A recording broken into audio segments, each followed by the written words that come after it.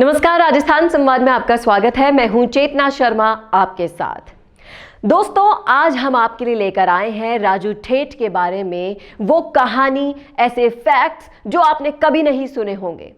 उसकी हिस्ट्री से हम ऐसी जानकारियां आपके लिए लेकर आए हैं जो आपने कहीं नहीं देखी होगी, ना सुनी होगी। तो इस वीडियो को लास्ट तक जरूर देखिएगा और बने रहिएगा हमारे साथ, क्योंकि आज जो आपको जानकारी मिलने वाली है वो कहीं और आपको नहीं मिलेगी, ये हमारा दावा है। तो चलिए शुरू करते हैं।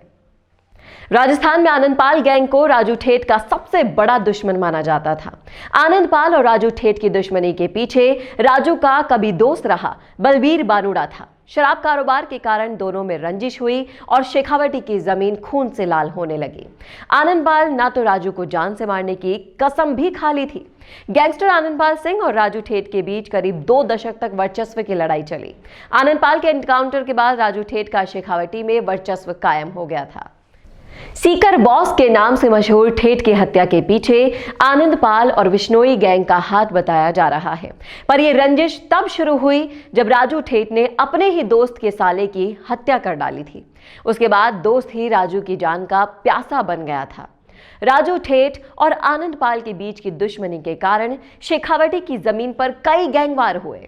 अपराध की दुनिया में राजू ठेठ ने 1995 के दौर में कदम रखा था। उस समय भाजपा की भैरव सिंह सरकार संकट में थी। राजस्थान में राष्ट्रपति शासन लागू हो चला था।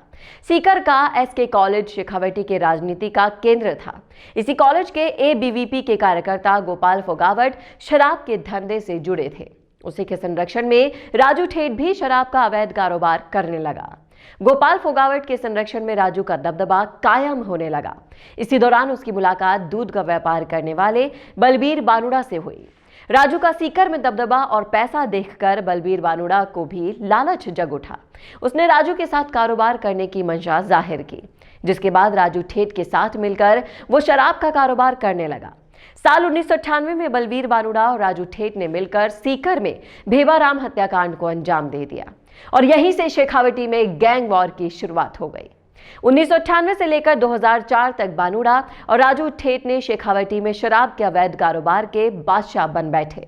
अगर कोई इस धंधे में शामिल उनकी जी हजूरी नहीं करता तो दोनों उसे अपने रास्ते से हटा दिया करते थे। 2004 में राजस्थान में शराब के ठेकों की लॉटरी निकल पड़ी थी, जिसमें जीन माता में शराब की दुकान राजू ठेठ और बलबीर बानुड़ा को मिली।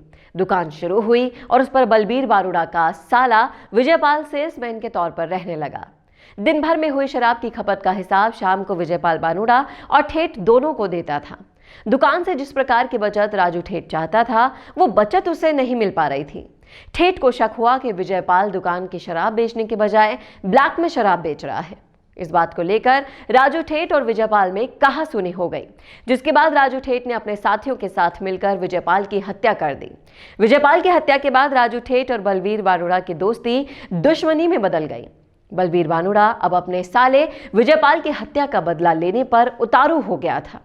राजू ठेठ पर गोपाल फोगावट का हाथ था, इसलिए बलबीर बानुड़ा का ठेठ से बदला लेना इतना भी आसान नहीं था।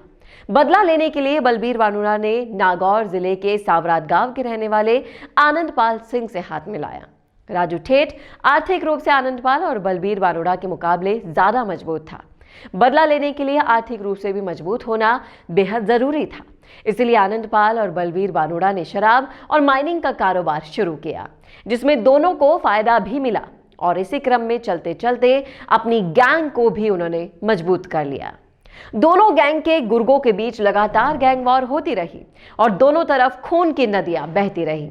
राजू का शराब का कारोबार राजस्थान के अलावा हरियाणा तक फैल चुका था। ठेठ को राजनीति से संरक्षण मिला हुआ था, इसलिए एक राज्य से दूसरे राज्य में शराब के ट्रक बिना रोक टोक के जाने लगे।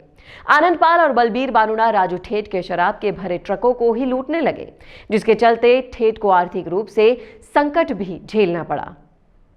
आनंदपाल और बानुड़ा ने जून 2006 में राजू ठेठ के संरक्षक गोपाल फोगावट को गोली मार डाली। अब गोपाल फोगावट की हत्या का बदला लेने के लिए राजू ठेठ छटपटाने लगा, लेकिन साल 2012 में दोनों गैंग को अंडरग्राउंड रहना पड़ा। 2012 में बलबीर बानुड़ा, आनंदपाल और राजू ठेठ की गिरफ्तारी हुई तो तीनों में बदले की आग फिर से सुलग गई। बानुड़ा के खास दोस्त सुभाष बराल ने 26 जनवरी 2013 को सीकर जेल में बंद राजू ठेठ पर हमला कर दिया, लेकिन इस हमले में राजू ठेठ बच गया। जेल में हमले के बाद राजू ठेठ ने अपनी गैंग की कमान अपने भाई ओम प्रकाश उर्फ ओमा ठेठ को सौंप दी। इसी दौरान आनंदपाल और बलबीर बानुड़ा बीकानेर जेल में बंद थे और संयोग से ओमा ठेठ का साला जयप्रकाश और राम प्रकाश भी उसी जेल में बंद थे। बदला लेने के लिए दोनों के पास हथियार पहुंचाए गए और 24 जुलाई 2014 को बीकानेर जेल में ओमा ठेठ के कहने पर बलबीर बानुड़ा और आनंदपाल पर हमला बोल दिया गया। इस हमले में आनंदपाल तो बच गया, लेकिन बलबीर बानुड़ा मारा गया, जिसके बाद आनंदपाल ने राजू ठेठ को मौत के घाट उतारने की कसम खा ली थी। दोनों गैंग्स में गैंगवार होने लगी। इसी बीच एनकाउंटर में आनंदपाल मार दिया गया। अब ठेठ के घर के बाहर गोली मारकर हत्या कर दी गई। तो ये हुआ इस गैंग वॉर का हश्र। तो कैसे लगी आपको हमारी रिपोर्ट, कमेंट करके जरूर बताइएगा कमेंट बॉक्स में। और ऐसी ही और रिपोर्ट्स और अपडेट्स के लिए देखना ना भूले राजस्थान संवाद। नमस्कार।